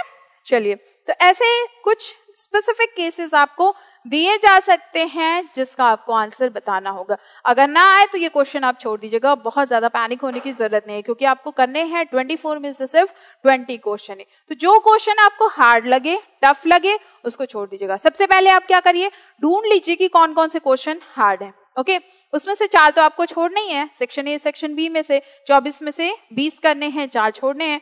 तो 4 आप टिक कर लीजिए, 4-5 टिक कर लीजिए। 4 अगर छोड़ना है तो छोड़ ही दीजिए। एक अगर लग रहा है तो भाई उसमें आप थोड़ा जय माता दी, जय बजरंगबली, जिसकी भी आप पूजा करें उसको टिक मार सकते हैं, इसमें कोई भी डाउट नहीं है। ठीक है, क्योंकि नेगेटिव मार्किंग है नहीं, तो इसका पूरा फायदा आपको उठाना ही चाहिए। चलिए, क्या पता भाई आंसर सही हो जाए। ड्यूरिंग पार्चुरेशन, क्वेश्चन है, during parturition a pregnant woman is having prolong labour pain and child birth has to be fastened. It is advisable to administer a hormone that can अब यहाँ पे लिखा हुआ है पार्चुरेशन के टाइम पे अगर कोई प्रेग्नेंट वुमेन है, उनमें प्रोलॉन्ग लेबर पेन हो रहा है और चाइल्ड बर्थ होने की कंडीशन फास्ट हो रही है, तो क्या होता है? क्या होता है उसमें? It increase metabolic rate. तो मेटाबॉलिक रेट से तो इसका कोई मतलब नहीं है। Release glucose in the blood, मतलब क्या ऑप्शन दिए यार? स्टिमुलेट द ओवरी, ओवरी को कैसे स्टिमुलेट कर देंगे? मतलब ओवा का प्रोडक्शन ही नहीं हो रहा है तो ओवरी को स्टिमुलेट कैसे करेंगे? लास्ट क्या बचा? Activate smooth muscle. तो ये क्या करते हैं? स्मूथ मसल को एक्टिवेट करते हैं, जिससे जो पार्चुरेशन की कंडीशन आने वाली है, जो स्टेज आने वाला है, वो इजी हो जाए। जो रिप्रोडक्टिव सिस्टम है फीमेल का, उसकी जो मसल्स हैं उसको स्मूथ कर देते हैं। ठीक है, तो ये तो ऑप्शन सही है। फाइन, चलिए डी हमारा करेक्ट है। अब ये देखिए, ये क्वेश्चन जो है आपका C, a female undergoing IVF treatment, मतलब in vitro fertilisation, has blocked fallopian tube, उनकी फेलोपियन ट्यूब को ब्लॉक कर दिया गया है। The technique by which the embryo with more than 8 blastoma will be transferred into the female for further development is, अब यहाँ पे कह रहे हैं कि जो IVF के थ्रू ट्रीटमेंट हो रहा है, उनका फेलोपियन ट्यूब जो है वो ब्लॉक है। IVF के थ्रू जो फर्टिलाइज्ड एग है वो फीमेल में ट्रांसफर किया जा रहा है, बट फेलोपियन ट्यूब ब्लॉक है। The technique by which the embryo with more than 8 blastomas, ऐसी कौन सी टेक्निक है जिससे कि अगर 8 ब्लास्टोमस से ज्यादा है तो वो ट्रांसफर कर दिए जाए फीमेल में फर्दर डेवलपमेंट के लिए? तो ये क्वेश्चन आपको बताएं, इस क्वेश्चन में जो सीबीएसई ने आपको आंसर दिया है उसमें दिया हुआ है गिफ्ट, मतलब गैमेट का ट्रांसफर करेंगे। तो गैमेट भाई जब यहाँ पे फेलोपियन ट्यूब है तो फेलोपियन ट्यूब को क्या किया गया है? ब्लॉक कर दिया गया है। अब जब फेलोपियन ट्यूब ब्लॉक है तो वहां पे गैमेट का ट्रांसफर नहीं हो सकता। ठीक है, तो इसका आंसर जो उन्होंने आंसर प्रोवाइड किया है उसमें गिफ्ट लिखा है, बट गिफ्ट आंसर सही नहीं है। इसका आंसर है आईयूटी। ओके, तो ये आप थोड़ा ध्यान दे लीजिएगा, देख लीजिएगा, ये सी आपका सही है। इंट्रा यूटेराइन ट्रांसफर, मतलब यूट्रस में उसको डायरेक्ट ट्रांसफर किया जाएगा। 8 ब्लास्टोमर, मोर देन 8 ब्लास्टोमर्स की कंडीशन आ रही है। अगर लेस देन 8 ब्लास्टोमर्स होते तो उसको हम लोग एक बार ट्रांसफर करने की सोच सकते, बट 8 ब्लास्टोमर्स हो गए हैं तो वो उसको यूट्रस में ही ट्रांसफर करना पड़ेगा। ठीक है, चलिए नेक्स्ट देखते हैं। The mode of action of the copper ion in an IUD is to. Mode of action क्या है कॉपर आयंस का? ये तो भाई हम लोग क्वेश्चन मतलब किए थे जब हम लोग ये चैप्टर पढ़ रहे थे, तो ये क्वेश्चन बहुत इजी है, इसमें तो कोई भी प्रॉब्लम ही नहीं है कि क्वेश्चन क्या है। Increase the movement of sperm, sperm का मूवमेंट ही बढ़ा देगा, तो भाई कॉपर आयन को यूज करने का मतलब क्या? आयोडीज को यूज करने का मतलब क्या है? That is false. Decrease the movement of sperm, तो ये तो सही है, स्पर्म के मूवमेंट को डिक्रीज कर देते हैं, है ना? तो ऑप्शन हमारा कौन सा सही होगा? बी, क्योंकि यहाँ पे मल्टीपल चॉइस क्वेश्चन है नहीं तो एक ही ऑप्शन हमें सिलेक्ट करना है, तो हमारा एक आंसर सही है। मल्टीपल चॉइस मतलब जैसे हम लोग कुछ प्रीवियस क्वेश्चंस कर रहे थे उसमें 1, 2, 3, 4 ऐसे ऐसे सही थे, लास्ट में ऑप्शन दिए थे तो उसमें ऐसा होता है, बट यहाँ तो एक ही दिया तो एक ही सही है भाई। चलो अब देखिए, to produce 400 seed the number of meiotic division required will be. अब यहाँ पे आपको कैलकुलेशन करनी है, ठीक है? क्या कह रहे हैं? टू प्रोड्यूस 400 सीड, 400 सीड के प्रोडक्शन के लिए कितने मेयोटिक डिवीजन की रिक्वायरमेंट होती है? तो अगर हम लोग बात करें 400 सीड्स का डेवलपमेंट करना है तो एक मेयोसिस जो होता है इसमें कितना डिवीजन होता है? एक मेयोसिस में अगर डिवीजन की बात करें तो 1 मेगास्पोर मदर सेल जो होती है ये प्रोड्यूस करती है 1 फीमेल गैमेट को, जिसमें से कि जो हमारे 4 गैमेट्स का फॉर्मेशन होता है, जो कि एक जो होता है वो प्रोड्यूस होता है और बाकी 3 जो होते हैं वो डीजेनरेट हो जाते हैं। ठीक है, ये बात समझ में आई? अच्छा जरा बताते हैं हम ढंग से। एक जो होता है वो हमारा पॉलन ग्रेन के लिए यूज होता है, मतलब फर्दर के लिए यूज होने लगता है, और बाकी जो 3 होते हैं वो डीजेनरेट हो जाते हैं, इसका कोई यूज नहीं रहता। तो यहां से हमें कितने मिलेंगे? यहां से अगर बात करें तो सबसे पहले अच्छा देखिए, ये क्वेश्चन क्या है? 400 सीड, तो 400 सीड के लिए 400 मेल और 400 फीमेल की रिक्वायरमेंट होगी, है ना? मेल और फीमेल दोनों की रिक्वायरमेंट होगी। तो जब फर्स्ट मेयोटिक डिवीजन होता है तो एक माइक्रोस्पोर मदर सेल जो होती हैं एंथर में, ये प्रोड्यूस करते हैं 4 माइक्रोस्पोर को, जो कि फॉर्म करते हैं पॉलन ग्रेन्स को। ठीक है, इतना समझ में आया आपको? चलिए, कुछ ड्राइंग बन गई है हमसे भाई, यहाँ पे जरा इसको हटा देते हैं। तो ये है जो फर्स्ट मेयोटिक डिवीजन होता है, उसमें जो 1 माइक्रोस्पोर मदर सेल होती है एंथर में, ये प्रोड्यूस करते हैं 4 माइक्रोस्पोर को, और ये बनाते हैं हमारे पॉलन ग्रेन्स। ठीक, तो अब क्या करेंगे, 400 गैमेट्स की यहाँ रिक्वायरमेंट है, तो मेयोटिक डिवीजन होगा, तो 400 डिवाइडेड बाय क्या करेंगे, 4 करेंगे, इक्वल टू हमें क्या मिलेगा, 100। ठीक है, तो ये यहाँ से हमें 100 मिल गया। अब यहाँ पे हमें एक जो प्रोड्यूस कर रहे थे सेल्स को और 3 जो डिजेनरेट हो रहे थे, तो यहाँ भी तो हमें 400 सेल्स मिल रहे हैं। ठीक है, तो ये 400 और प्लस 100 कितना हो जाएगा, 500 हो जाएगा ना। तो करेक्ट ऑप्शन कौन सा है हमारा, सी। ठीक है, क्लियर है, ये चीज समझ में आई? थोड़ा अपने जो मैथ्स पढ़ी है उसको यूज करना है यहाँ पे, तो आप उसको यूज कर लीजिएगा थोड़ा बहुत, जो थोड़ी 9-10 तक पढ़ी है भाई, कहीं ना कहीं तो यूज करनी होगी, क्या करें, अब बायो तो लिया है लेकिन करना तो पड़ेगा ही। C, a cross is made between tall pea plant, एक क्रॉस है उसमें क्रॉस करवाया गया है tall pea plant having green pods. Tall pea plant है जिसके ग्रीन पॉड्स हैं और डॉर्फ पी प्लांट है जिसके येलो पॉड्स हैं। तो ये आपका ऐसे हो सकता है। ठीक है, ये आपका टॉल हो गया, ये आपका येलो पॉड्स हो गए, और ये आपका शॉर्ट हो गया और ये ग्रीन पॉड्स हो गए। Fine, and dwarf P plant having yellow pods, और जो डॉर्फ पी प्लांट है उसमें येलो पॉड्स हैं। In F2 generation out of 80 plant how many are likely to be tall plants, ये बताना है आपको। तो यहाँ अगर जस्ट अ मिनट, यहाँ पे अगर हम लोग देखें कैलकुलेशन यहाँ भी है। फाइन, तो कैलकुलेशन से आप बिल्कुल मत घबराइएगा भाई, जेनेटिक्स पढ़ना है तो थोड़ी तो कैलकुलेशन करनी ही पड़ेगी यहाँ पे।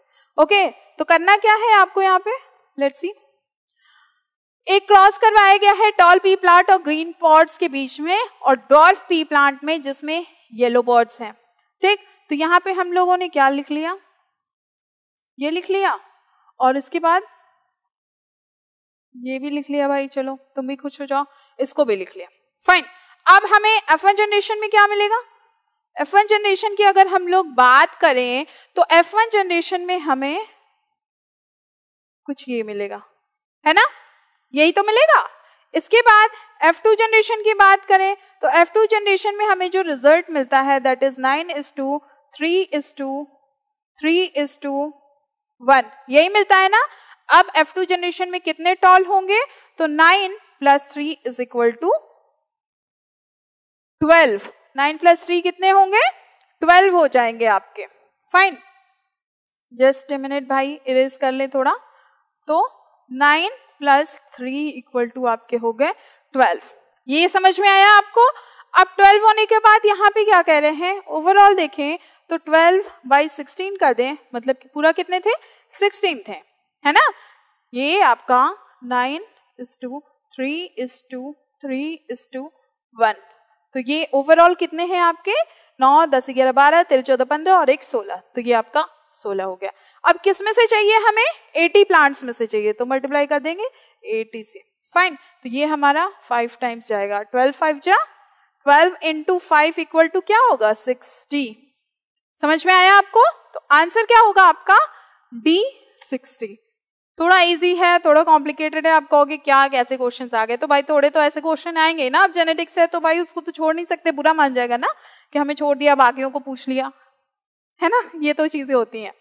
यहाँ पे ये कह रहे हैं, इस क्वेश्चन में देख लेते हैं, ये भी जेनेटिक्स से रिलेटेड है, इसमें भी आपको क्रॉस करवाना है। कह रहे हैं in antirrhinum capital RR is phenotypically red flower. ठीक है, तो ये कह रहे हैं कि ये रेड फ्लावर है। स्मॉल RR इज व्हाइट, ये स्मॉल r जो है ये व्हाइट है। Capital R and small r is pink, capital R और स्मॉल r जो है वो पिंक है।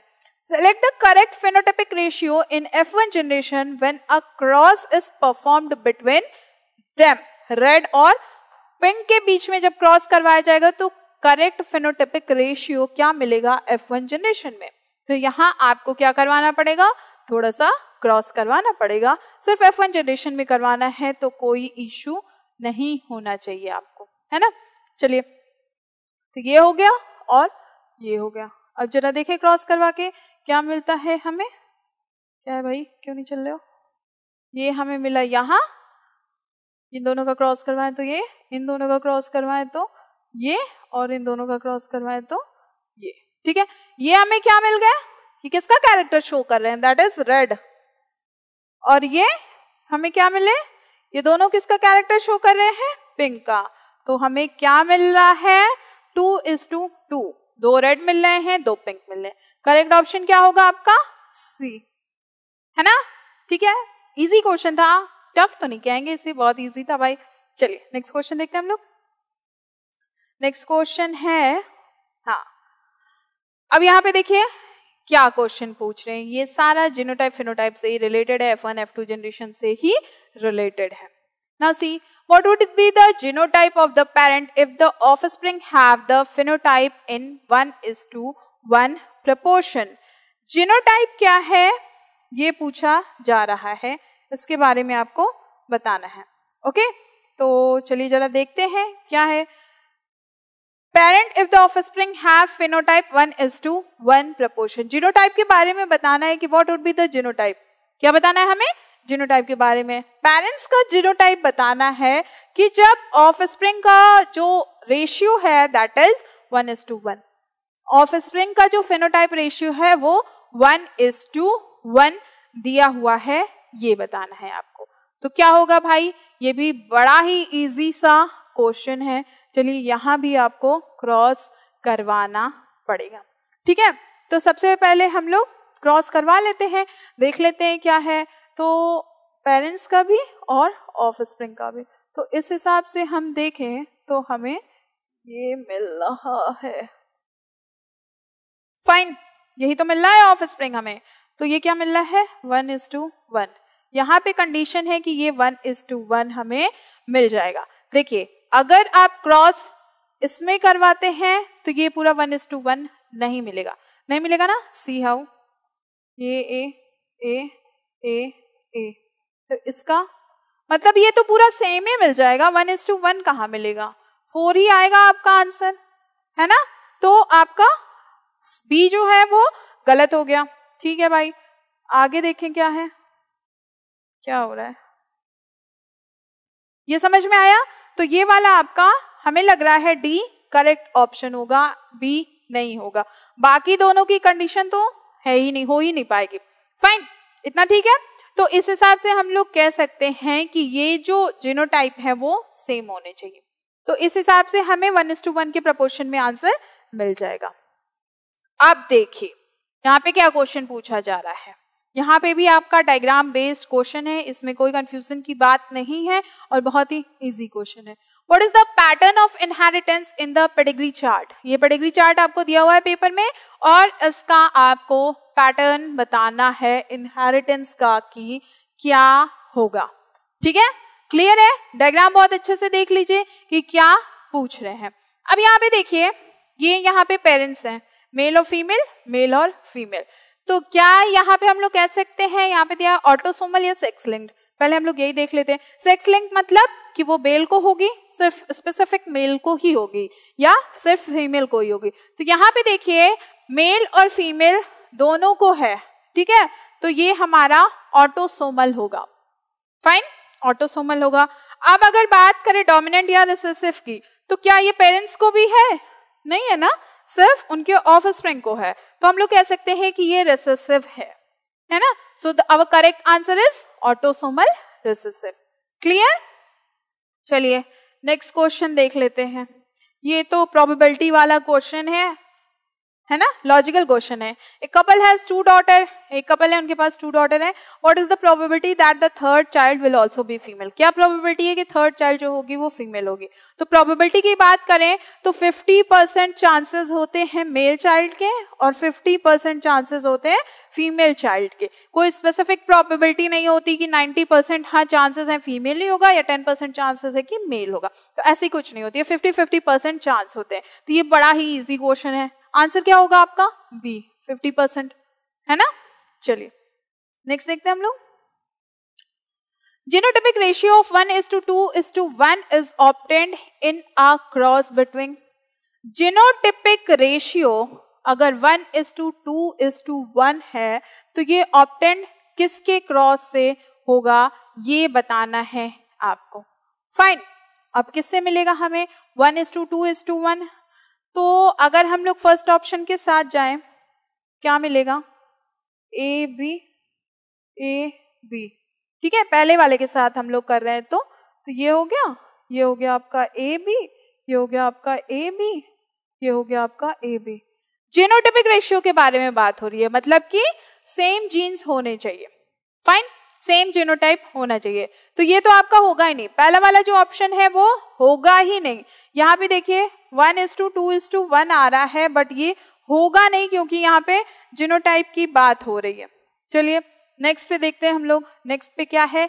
बी पे हमें मिल रहा है ए बी और यहाँ पे मिल रहा है ए बी, ठीक है। यहाँ पे आपका हो गया ए, ये हो गया आपका ए बी, ये हो गया आपका ए बी और ये हो गया आपका बी और बी।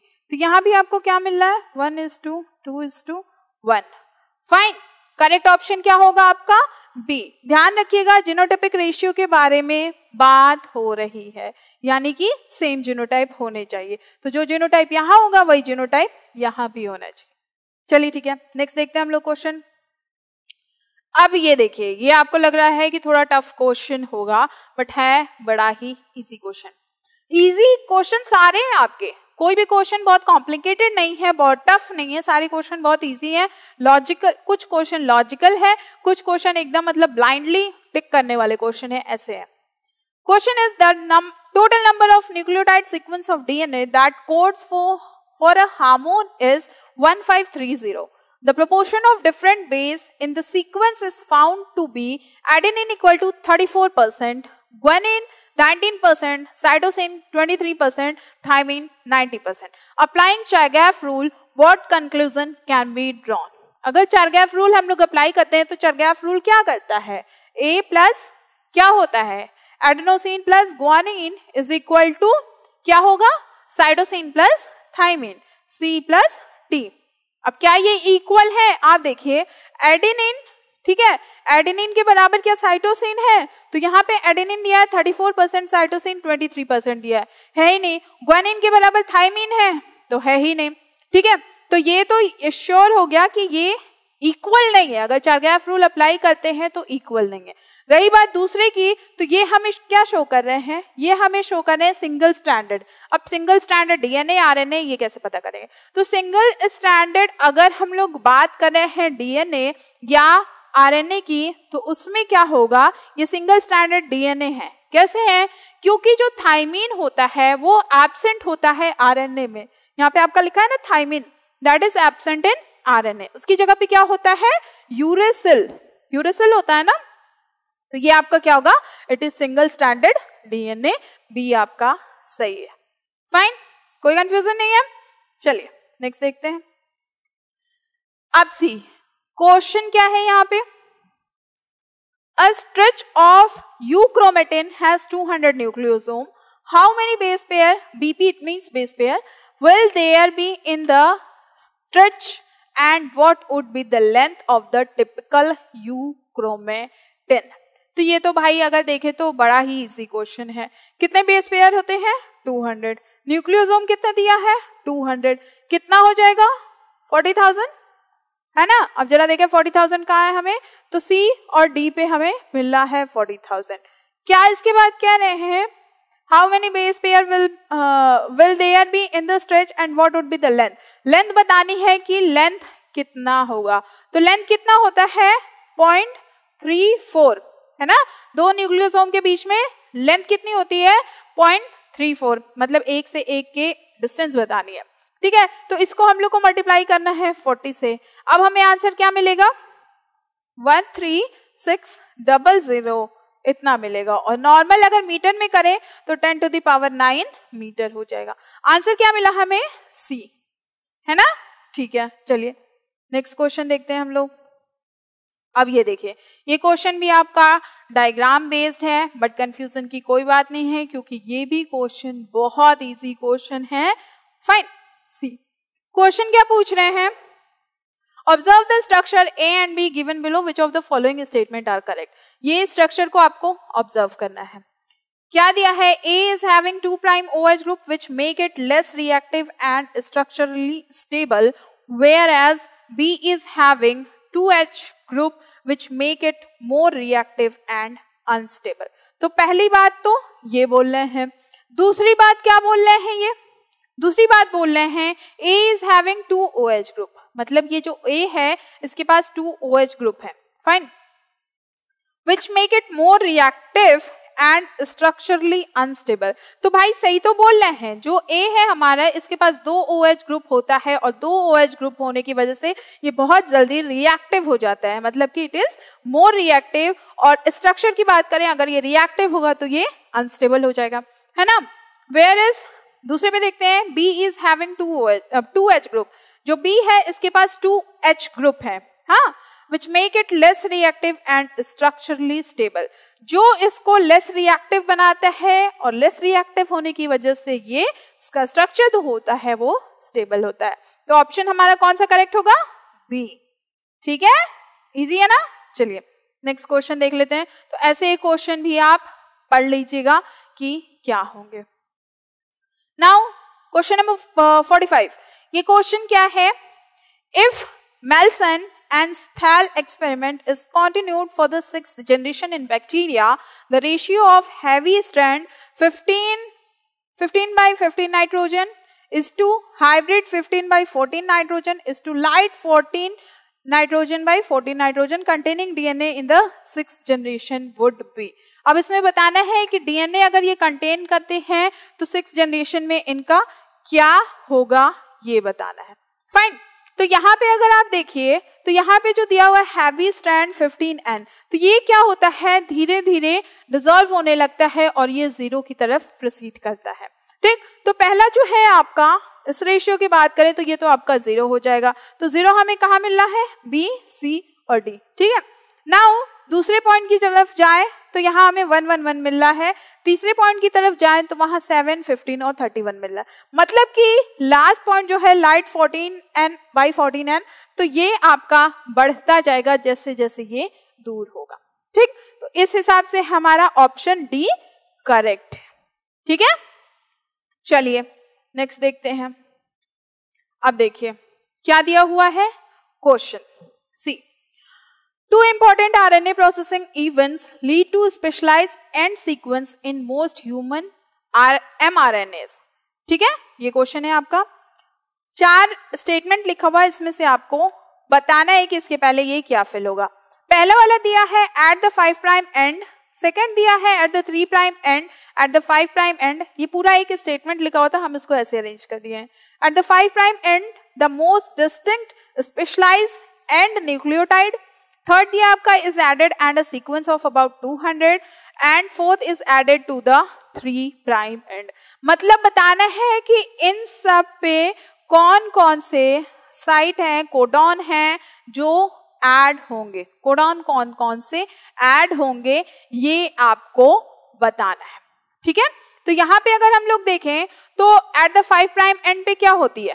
कैपिंग होती है, कैपिंग होगी, ठीक है। सेकेंड पे देखें तो सेकेंड पे at the 3' end, at the 5' end the most distinctive specialised end nucleotide.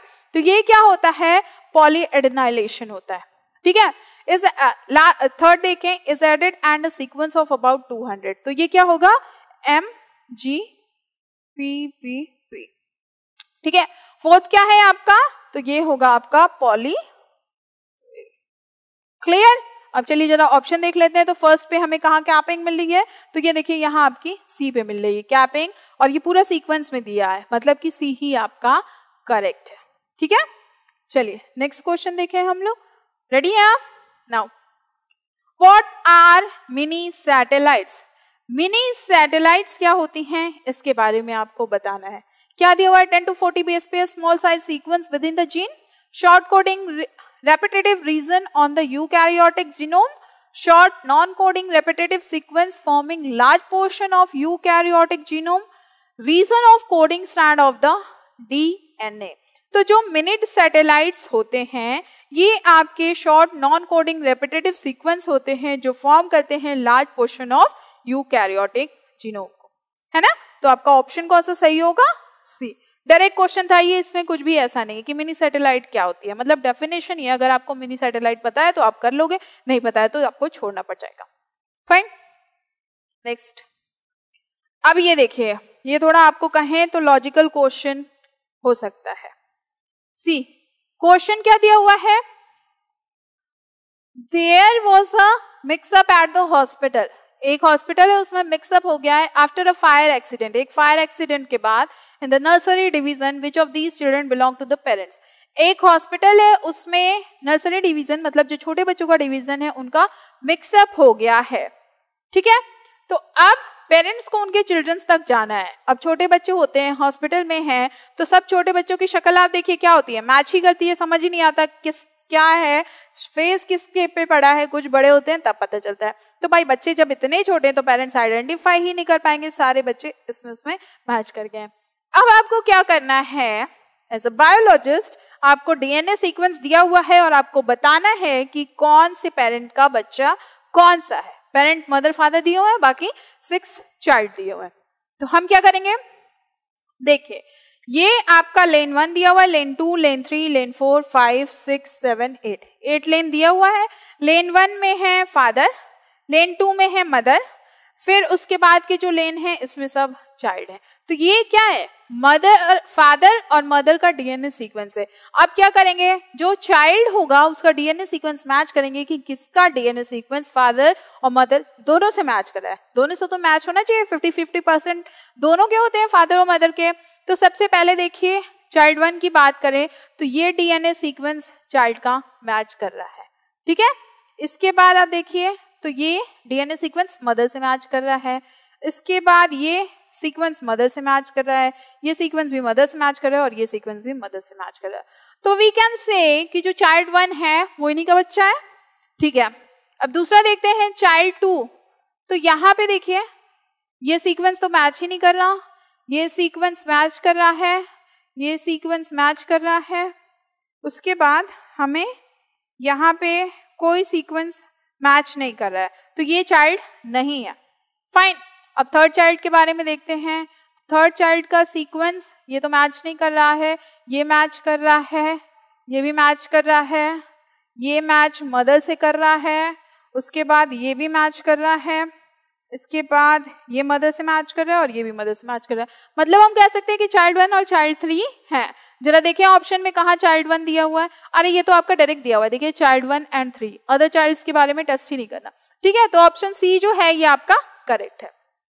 Easy question है, कोई भी कॉम्प्लिकेशन नहीं है। चलिए नेक्स्ट क्वेश्चन देखते हैं। नेक्स्ट आ गया आपका सेक्शन सी। सेक्शन बी में भी 24 क्वेश्चन थे, उसमें से आपको 20 करने थे और आपने 24 कर लिए। यहाँ तो कर लिया क्योंकि यहाँ आपको सोल्यूशन बता रहे, पर एग्जाम में ऐसा मत करिएगा वरना आपको नंबर तो मिलेंगे नहीं। अब आप सोचोगे मैंने तो कर दिया है, मैं तो बहुत स्मार्ट हूँ, बट कोई फायदा नहीं होगा क्योंकि नंबर उसके मिलेंगे नहीं। चलिए सेक्शन सी की बात करें तो section C it consist of 1 case followed by 6 question. एक केस स्टडी दी हुई है, उससे रिलेटेड 6 क्वेश्चन दिया हुआ है।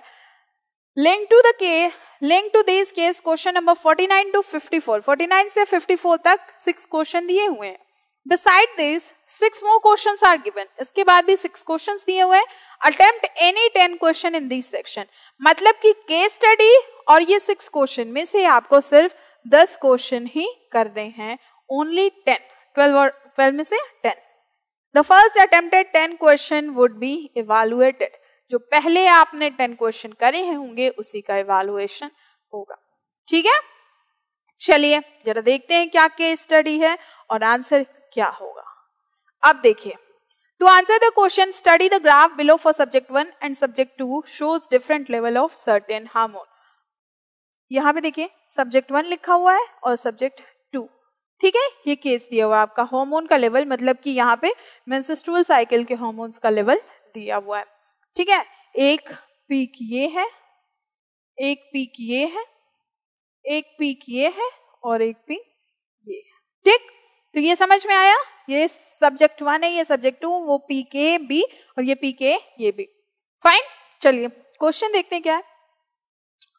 The peak observed in subject 1 and 2 is due to, जो पीक ऑब्जर्व्ड है सब्जेक्ट 1 और 2 में, मतलब कि दोनों में जो है ये पीक, यहाँ पे ए की बात हो रही है कि कौन सा पीक है, ठीक है। ये कौन सा पीक है इसके बारे में आपको बताना है। तो ये कौन सा पीक है? That peak is luteinising hormone की पीक है ये, है ना। तो हमारा आंसर क्या होगा? सी, ठीक है भाई, ठीक है। तो चलिए आंसर हमारा सी हो गया। चलिए नेक्स्ट देखें हम लोग।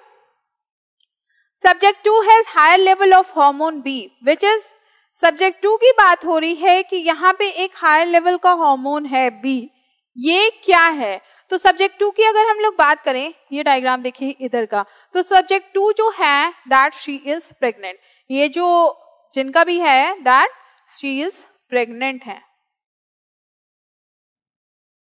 ठीक है। ये तो ओवल्यूशन का है तो ये तो होगा नहीं भाई। अब बात करेंगे बी की, यहाँ पे बात हो रही है, फाइन। पहला पीक जो है पीक ए वो ओवल्यूशन का है, पीक बी जो है ये शो कर रहा है that the woman is pregnant. अब क्या होगा, इनके में कौन सा हार्मोन होगा ये बताना है आपको। तो जब प्रेगनेंसी की कंडीशन आती है तो उस टाइम पे कौन सा हार्मोन ज्यादा होता है?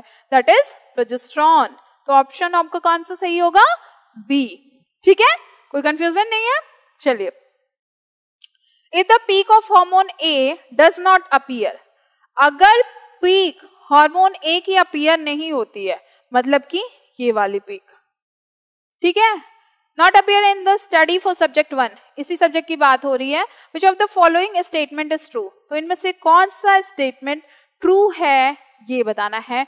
4 स्टेटमेंट आपको दिए हुए हैं और इन चारों में से सही बताना है, फाइन। चलिए सबसे पहले क्या लिखा हुआ है? Peak of hormone B will be observed at higher level, higher point in the graph.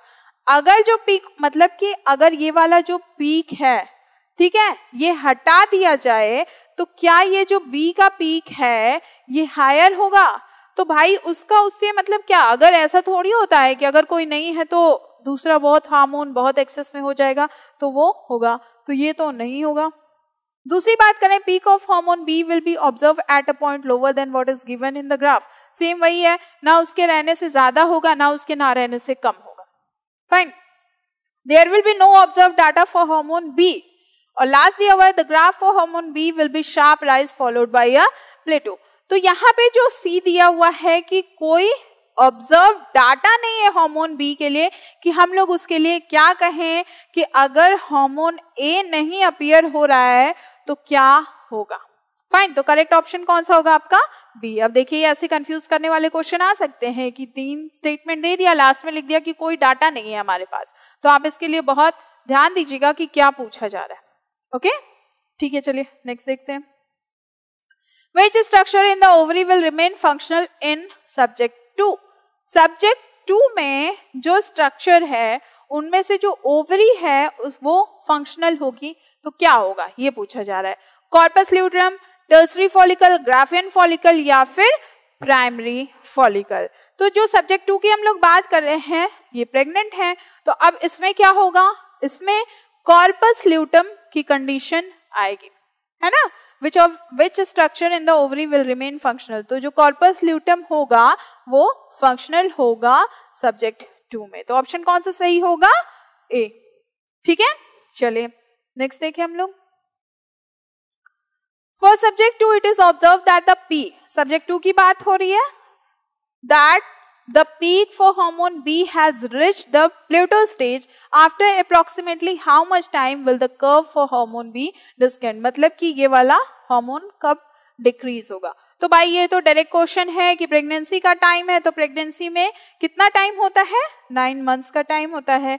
अब एक मंथ में कितने डेज होते हैं? तो एक मंथ में होते हैं आपके 30 डेज। तो कितना होगा?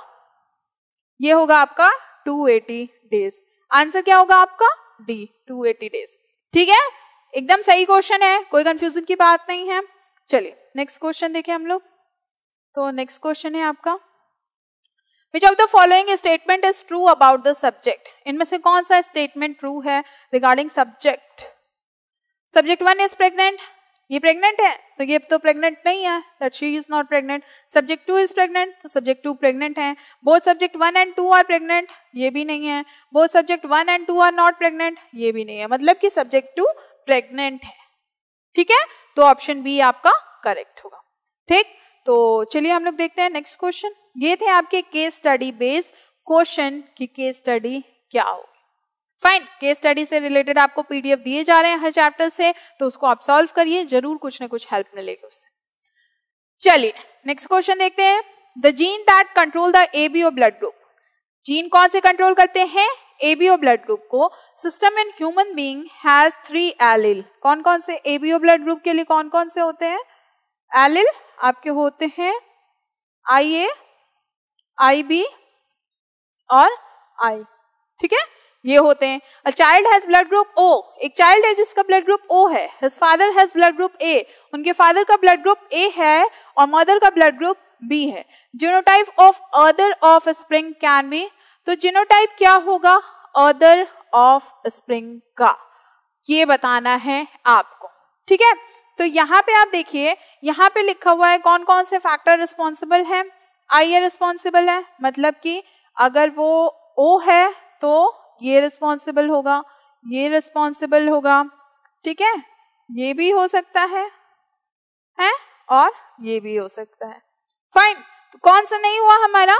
इसमें से हमारा जो फर्स्ट वन है IB, ये नहीं हो रहा है, बाकी सब सही है। तो इस हिसाब से हमारा ऑप्शन कौन सा सही होगा?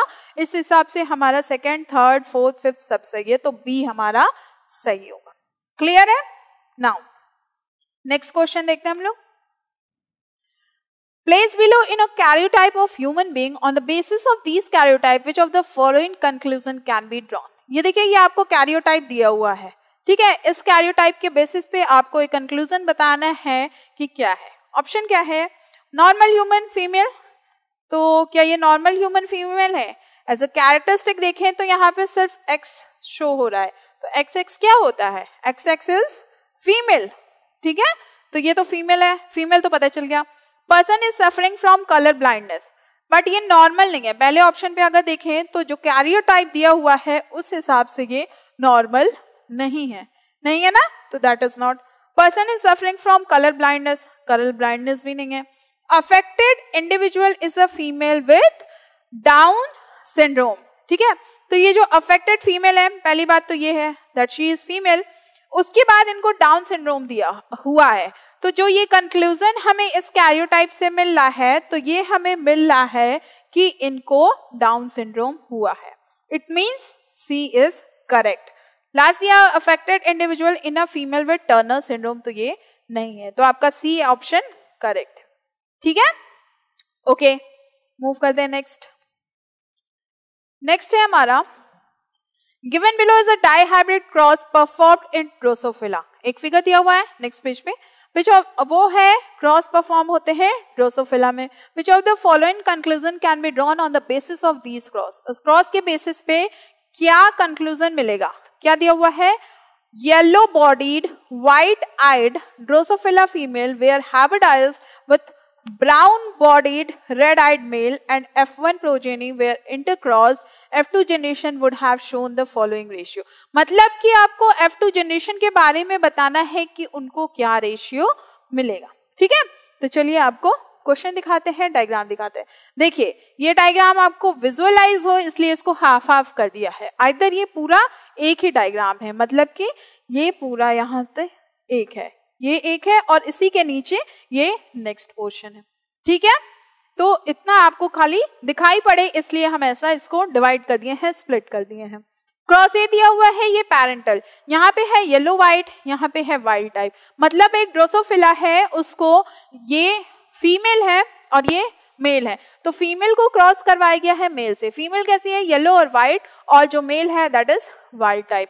अब F1 जनरेशन की बात करें तो यहाँ पे देखिए, यहाँ पे आपको मिल रहा है पैरेंटल टाइप 98% और रिकॉम्बिनेंट टाइप 1.3%, 98.7%। तो जो पैरेंटल टाइप मिल रहा है ये क्या मिल रहा है 98.7% और रिकॉम्बिनेंट टाइप मिल रहा है 1.3%। ये आपका F1 जनरेशन की बात हो गई।